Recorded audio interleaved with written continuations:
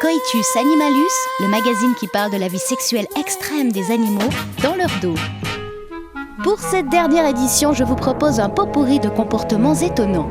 On démarre mignon avec la mouettrilleuse, un oiseau qui a depuis longtemps adopté le mariage pour tous puisqu'un mâle sur 5 est gay. Il est même fréquent qu'un couple de mâles récupère un œuf abandonné pour le couver et ensuite élever l'enfant comme s'il était le leur. Dans un registre plus belliqueux, nous passons au Pseudobicéros oncocanus, une espèce de ver plat que l'on peut voir dans les récifs coralliens.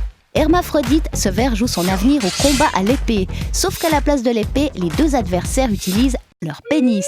Ils s'engagent dans un duel pénien acharné jusqu'à ce que l'un des deux parvienne à percer l'autre. Le vainqueur décroche le beau rôle, celui du géniteur.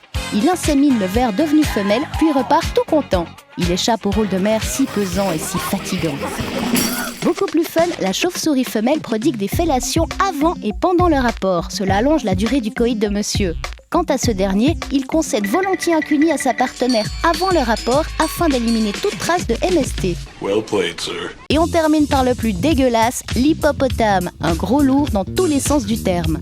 Sa technique de drague consiste à déféquer tout en faisant l'hélico avec sa queue. C'est la fameuse douche marron dont raffolent les femelles.